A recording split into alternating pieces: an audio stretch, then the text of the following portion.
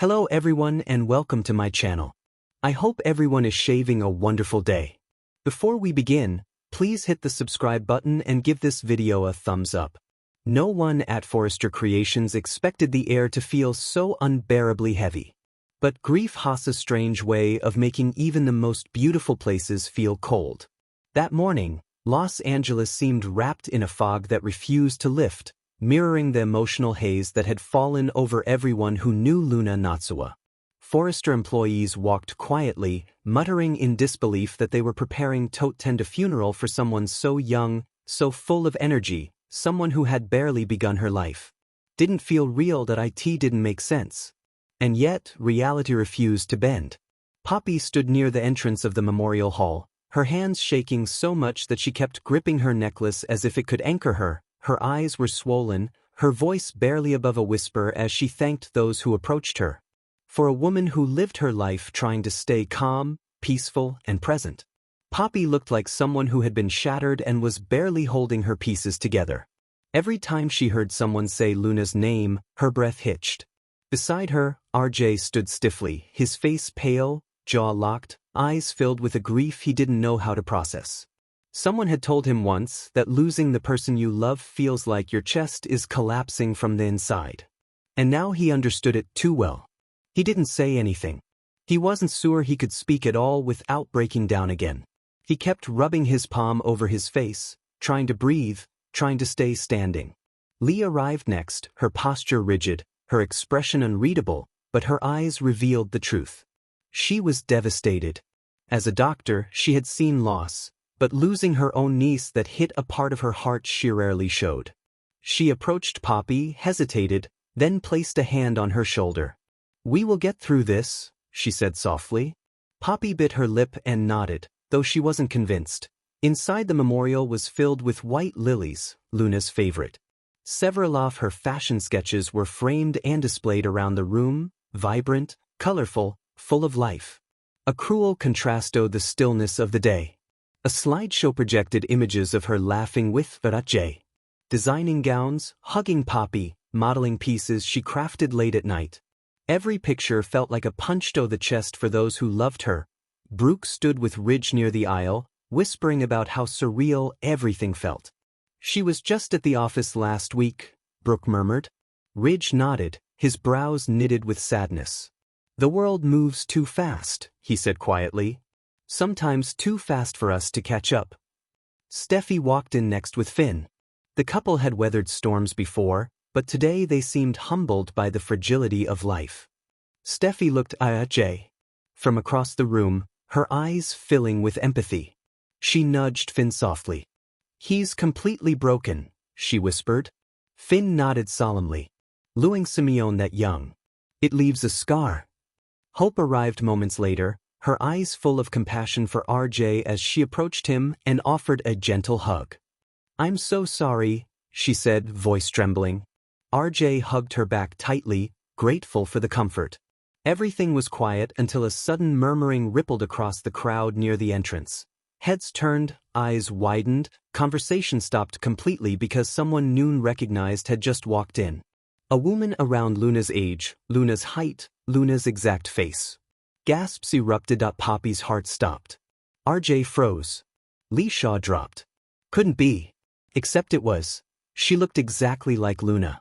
Same eyes, same smile, same gentle features, same soft flowing hair. It was like Luna had walked right into her own funeral. For a moment, everyone wondered if their minds were playing tricks on them, if grief was distorting their senses. Some even whispered that maybe Luna was alive, that maybe this was some twisted miracle.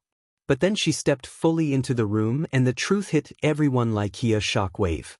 She wasn't Luna, she was her twin. "Hello," the woman whispered softly, her voice cracking with nerves. "My name is Lra Natsuwa. I'm Luna's twin sister."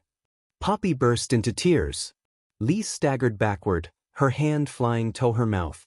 RJ's heart stopped completely before resuming in rapid frantic beats. Chaos followed. "How twin?" No one ever said, "What does this mean?" The room buzzed with confusion, shock, and disbelief. Every Forrester, Every friend, every coworker stared at RA as though they were staring into a ghost. RA stepped forward slowly, her eyes watering as her gaze landed on Luna's pictures. Her chest rose sharply. "I came as soon as I heard," she whispered. "I didn't expect," her voice broke. "I didn't expect to walk into this." Poppy pushed through the crowd, overwhelmed, trembling uncontrollably. She reached LRA and stopped only inches away, staring at her face like she was seeing a dream she didn't know she had. She breathed, her voice cracking painfully. "Oh my God." LRA lowered her eyes. "I'm so sorry, Poppy," she whispered. "I'm sorry I never came sooner. I'm sorry for everything." Poppy collapsed into her arms, sobbing uncontrollably. RJ watched them unable breathe. It hurt. It hurts so much seeing someone with Luna's face, Luna's everything, standing where Luna should have been. He walked forward slowly, feeling like he was sleepwalking, his heart both breaking and racing at the same time. RA looked up and saw him. And the moment their eyes met, she froze. "You must be R.J., she whispered. He swallowed hard. "And you look like someone I loved more than anything." LRA's eyes filled instantly. "I know," she whispered. "She told May about you." RJ's lips parted. She told you." LRA nodded slowly, painfully. "That we didn't talk often, but when we did, she always mentioned you. She said you made her feel seen, loved, safe." R.J. couldn't speak. Tears spilled down his cheeks as he stared at the stranger who carried Luna's memories. Her voice, her face, but not her soul. "I miss her," Hugh whispered. LRA closed her eyes tightly. "Me too." Lee carefully approached the pair, her shock still sharp. "LRA," she said quietly. "Why didn't anyone know about you? Why didn't Luna tell us she had a twin?" LRA hesitated, her expression shifting into something darker, something filled with old pain and secrets Luna never shared. "Because," she said slowly, "our family was torn apart before we were even old enough to understand." Poppy winced as if those words cut through her. LRA inhaled deeply, preparing to reveal a truth Noon expected. "Luna grew up with you," Ara said softly. "But I grew up somewhere else, with someone else." Everyone stared. "She was the light," LRA continued. "I was the one hidden away." That R.J.'s brow furrowed. "Hidden? Why would anyone hide you?" LRA swallowed hard. "Because I wasn't supposed to exist." A wave of shock went through the room. Brooke whispered to Ridge. "What does that even mean?" I looked around at all the stunned faces, tears spilling freely. "Our father didn't want Anunito know he had 2 daughters, she sighed in a shaky voice. "So, he made my mother keep me away. He didn't want another scandal, another child, another life he didn't want to claim." Puppy gasped and covered her mouth. Lee put a hand over her heart. "Luna never said, never hinted. She didn't know at first," LR interrupted quietly. "And when she found out, she felt guilty. Guilty that she got to live this beautiful life while mine was." Her voice cracked. "A life where I was an accident someone wanted to erase." The room went still. Steffi's eyes softened. Hope wiped a tear. Even Ridge looked shaken.